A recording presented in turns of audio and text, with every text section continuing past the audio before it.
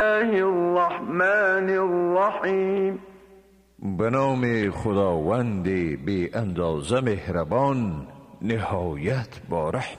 قل اعوذ برب الناس ملك الناس اله الناس من شر الوسواس الخناس الذي يوسوس في صدور الناس من الجنة والناس.